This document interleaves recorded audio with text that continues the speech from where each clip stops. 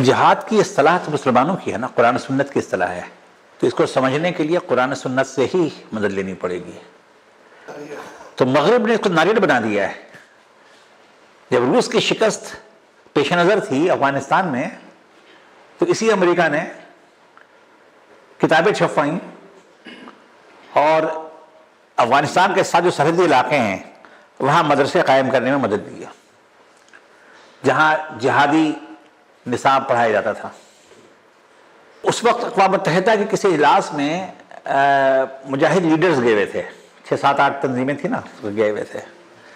تو امریکہ کے صدر رونالڈ ریگن تھے، انہوں نے انہیں مدعو کیا کہ وائٹ ہاؤس آئیے اور میرے ساتھ کھانا کھائیے۔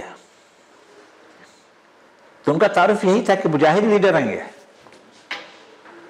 لیکن جب سوویت یونین نکل گیا وہاں سے تو وہی مجاہدین کی پارٹیاں کیا بنی؟ وار لارڈز ہو گئے، وار لارڈز، اور ڈرگس سپلائر ہو گئے، پھر فنڈامنٹلسٹ ہو گئے، پھر ایکسٹریمسٹ ہو گئے، پھر ٹیررسٹ ہو گئے۔ یعنی آپ بوم کی ناک ہے، ادھر کر دیں ادھر کر دیں۔ چونکہ یہ اسلامی اصطلاح ہے تو اعلیٰ مقصد بھی اسلامی مقصد ہونا چاہیے۔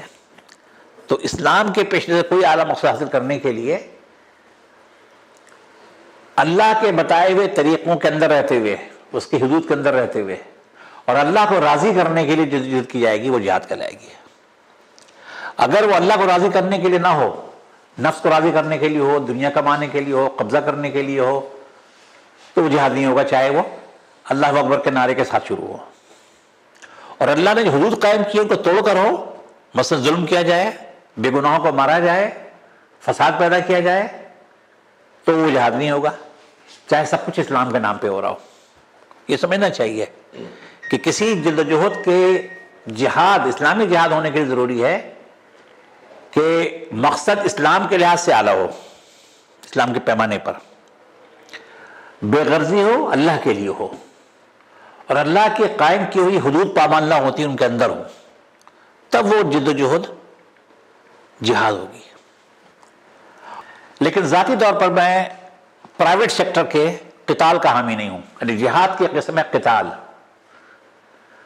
قتال کے لیے میں قائل ہوں کہ وہ کسی بیس کیمپ کے ساتھ اوپنلی اور کسی لیجیٹمیٹ حکومت کی سرپرستی میں ہونا چاہیے،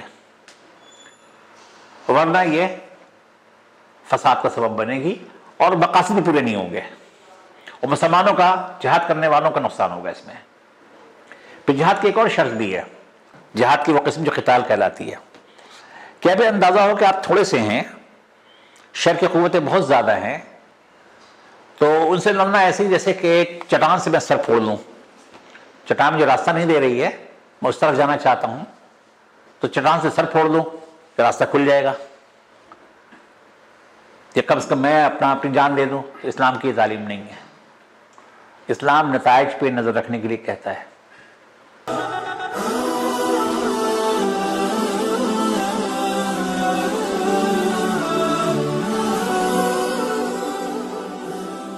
کہا جاتا ہے کہ جہاد دنیا کی سب سے کم سمجھی جانے والی اصطلاح ہے، مسلمانوں میں بھی اور غیر مسلموں میں بھی۔ یعنی مسلمانوں میں بھی دو ایکسٹریمز ہیں جو مفہوم جو سمجھتے ہیں لوگ، اس میں ایک جو ہے وہ طبقہ یہ سمجھتا ہے کہ جہاد ہے وہ کسی کو زیر کر لینے، طاقت کے زور پہ خون ریزی کرنے یا کسی پر دباؤ ڈال دینے کوشش کو جہاد کہتے ہیں۔ اور بعض لوگ یہ سمجھتے ہیں کہ آج کے دور میں جہاد کیونکہ وہ دہشت گردی سے اس کو جوڑ دیا گیا، اس لیے وہ موقوف ہے، آج کے دور پہ اپلیکیبل نہیں ہے۔ یہ بعض مسلمانوں کی رائے ہے۔ تو آپ ان آراء کو کیسے دیکھتے ہیں، اور اصل میں آپ کے نزدیک جہاد کا صحیح فہم کیا ہے، اور آج کے دور میں اس کا کیا لائحہ عمل ہے؟ جہاد کی اصطلاح تو مسلمانوں کی ہے نا، قرآن سنت کی اصطلاح ہے، تو اس کو سمجھنے کے لیے قرآن سنت سے ہی مدد لینی پڑے گی۔ اس کا وہ مفہوم جو اسلام مخالف قوتیں یا شکست خوردہ ذہنیت والے لوگ سمجھاتے ہیں، وہ مفہوم درست نہیں ہوگا۔ ہر شعبہ علم میں، ہر مکتب فکر میں جو اصطلاحیں ہوتی ہیں، ان اصطلاحوں کو سمجھنا ہے تو ان سے ہی سمجھیں کہ اس سے آپ کی کیا مراد ہے۔ لیکن یہ کہتے ہیں بندر کا ناریل ہوتا ہے، کیا ہوتا ہے؟ تو مغرب نے اس کو ناریل بنا دیا ہے۔ جب روس کی شکست پیش نظر تھی افغانستان میں تو اسی امریکہ نے کتابیں چھپوائیں اور افغانستان کے ساتھ جو سرحدی علاقے ہیں وہاں مدرسے قائم کرنے میں مدد دی، جہاں جہادی نصاب پڑھایا جاتا تھا۔ اور یہ مجاہدین تھے، میں آپ کو یاد دلاؤں کہ افغانستان میں جہاد چل رہا تھا، آزادی کی جنگ چل رہی تھی، سوویت یونین سے نے قبضہ کر رکھا تھا۔ پوری دنیا یا دنیا کے بیشتر لوگ یا آزاد دنیا اس جہاد کے حق میں تھی، خود پاکستان کی حکومت بھی تھی۔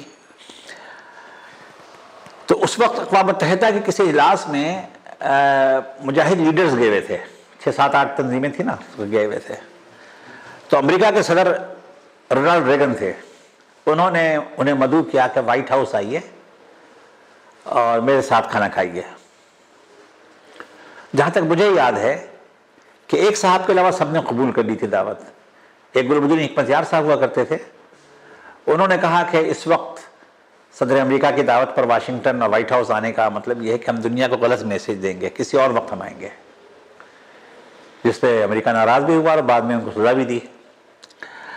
لیکن باقی لوگ گئے وہاں پہ تو ان کا تعارف یہی تھا کہ مجاہد لیڈر آئیں گے۔ لیکن جب سوویت یونین نکل گیا وہاں سے تو وہی مجاہدین کی پارٹیاں کیا بنی؟ وار لارڈز ہو گئے، وار لارڈز، اور ڈرگس سپلائر ہو گئے، پھر فنڈامنٹلسٹ ہو گئے، پھر ایکسٹریمسٹ ہو گئے، پھر ٹیررسٹ ہو گئے۔ یعنی آپ بوم کی ناک ہے، ادھر کر دیں ادھر کر دیں۔ لفظ جہاد کا سمپل مطلب یہ ہے کہ کسی اعلیٰ مقصد کو حاصل کرنے کے لیے انتہائی کوشش کر دینا جو انسانوں کے بس میں ہو۔ چونکہ یہ اسلامی اصطلاح ہے تو اعلیٰ مقصد بھی اسلامی مقصد ہونا چاہیے۔ تو اسلام کے پیش نظر کوئی اعلیٰ مقصد حاصل کرنے کے لیے اللہ کے بتائے ہوئے طریقوں کے اندر رہتے ہوئے، اس کی حدود کے اندر رہتے ہوئے، اور اللہ کو راضی کرنے کے لیے جو جدوجہد کی جائے گی وہ جہاد کہلائے گی۔ اگر وہ اللہ کو راضی کرنے کے لیے نہ ہو، نفس کو راضی کرنے کے لیے ہو، دنیا کمانے کے لیے ہو، قبضہ کرنے کے لیے ہو، تو وہ جہاد نہیں ہوگا، چاہے وہ اللہ اکبر کے نعرے کے ساتھ شروع ہو۔ اور اللہ نے جو حدود قائم کی ان کو توڑ کر ہو، مثلا ظلم کیا جائے، بے گناہوں کو مارا جائے، فساد پیدا کیا جائے، تو وہ جہاد نہیں ہوگا، چاہے سب کچھ اسلام کے نام پہ ہو رہا ہو۔ یہ سمجھنا چاہیے کہ کسی جد و جہد کے جہاد، اسلامی جہاد ہونے کے لیے ضروری ہے کہ مقصد اسلام کے لحاظ سے اعلیٰ ہو، اسلام کے پیمانے پر بے غرضی ہو، اللہ کے لیے ہو، اور اللہ کی قائم کی ہوئی حدود پامال نہ ہوتی ان کے اندر ہو، تب وہ جد و جہد جہاد ہوگی۔ اور جہاد میں لازم نہیں ہے کہ اسلحہ استعمال ہو۔ افضل جہاد کسے کہا گیا ہے؟ افضل جہاد کہا گیا ہے ظالم حکمراں یا آمر کے خلاف صحیح بات کہنا، اس کے سامنے صحیح بات کہنا۔ ایک ظالم کو صحیح بات کہہ دینا، ایک ظالم حکمراں کو صحیح بات کہہ دینا اس کے سامنے، یہ افضل جہاد ہے۔ تو یہاں کا اسلحہ کہاں سے آ گیا؟ اس میں زبان کا استعمال ہے۔ باقی یہ ہے کہ اسلحے کا استعمال بھی اس میں شامل ہے۔ جیسے مثال کے طور پر مجھے دفاع کا حق ہے حاصل، یہ ڈیوائن رائٹ ہے جو مجھے حاصل ہے، قانون مجھے یہ حق دیتا ہے، دین مجھے یہ حق دیتا ہے دفاع کروں۔ اگر بیماری سے دفاع کرنا ہے تو دوائی کھاؤں گا، آپریشن کراؤں گا، ڈاکٹر کے پاس جاؤں گا۔ اگر بھوک کا خطرہ ہے تو روٹی روزی کا انتظام کروں گا۔ خطرہ یہ ہے کہ کوئی مجھے قید کر دے گا تو میں اس سے بچنے کی تدبیر کروں گا۔ مجھے لگے کوئی مجھے پتھر مارے گا تو میں کو ڈھال لوں گا، ہو سکتا ہے پتھر بھی لوں میں جواب دینے کے لیے کہ دکھا کر کے روک دوں میں کہ تم مارو گے تو میں بھی ماروں گا۔ وہ اگر گولی تانتا میرے اوپر تو میرے پاس ہے تو میں بھی تانوں گا، کہ تم چلاؤ گے تو میں بھی چلاؤں گا۔ اپنے دفاع کرنا میرا حق ہے۔ اسی طرح سے اسلامی مقاصد کو حاصل کرنے کے لیے جو ان شرطوں کے ساتھ ہو، کوئی ایسا مرحلہ آئے جس میں کہ طاقت کا استعمال بھی ضروری ہو۔ مثال طور پر دنیا میں ظلم ختم کرنا ہے، ناانصافی ختم کرنی ہے، وہ طاقت اگر آپ کے پاس حکومت ہے تو حکومتی طاقت استعمال ہوگی. ریاست مالدار ہے تو مال بھی استعمال کرے گی, فوج ہے تو فوج بھی استعمال کرے گی, قانون ہے تو قانونی طاقت بھی استعمال کرے گی. لیکن ذاتی طور پر میں پرائیویٹ سیکٹر کے قتال کا حامی نہیں ہوں. یعنی جہاد کی قسم ہے قتال کے لیے میں قائل ہوں کہ وہ کسی بیس کیمپ کے ساتھ اوپنلی اور کسی لیجیٹمیٹ حکومت کی سرپرستی میں ہونا چاہیے,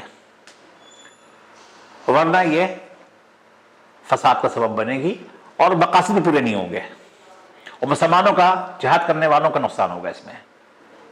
پھر جہاد کی ایک اور شرط بھی ہے, جہاد کی وہ قسم جو قتال کہلاتی ہے, کہ ابھی اندازہ ہو کہ آپ تھوڑے سے ہیں, شر کی قوتیں بہت زیادہ ہیں, تو ان سے لڑنا ایسے ہی جیسے کہ ایک چٹان سے میں سر پھوڑ لوں.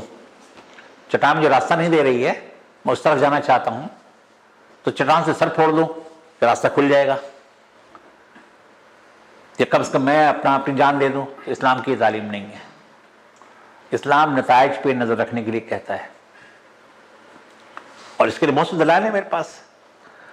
لیکن ہوا یہ کہ مغرب نے تشریح کیا نا, پہلے نے اسی لفظ کا استعمال کیا, پروموٹ کیا اپنے مقاصد کے لیے, پھر اسی کو بدنام کر دیا, اور کل پھر ضرورت اگر پڑے گی نا تو اب دیکھیے کہ پھر استعمال کریں گے.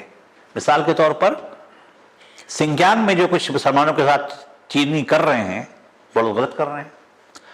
ان کو اکسانے والوں میں ہمارے مغربی دوست شامل ہیں. یہاں کارروائیاں کروا رہے تھے اور وہاں کہتے تھے کہ تمہارے یہاں جو سنجیانگ کا علاقہ ہے, جو جسے وہاں کے لوگ مسلم ترکستان کہتے ہیں, چینی سے چڑھتے ہیں مسلم ترکستان کہنے سے, تو وہاں یہ اسلامی پہنچ گئے ہیں, اب وہاں جہاد شروع کرنے والے ہیں. کچھ لوگوں نے تیار بھی کیا ہوگا.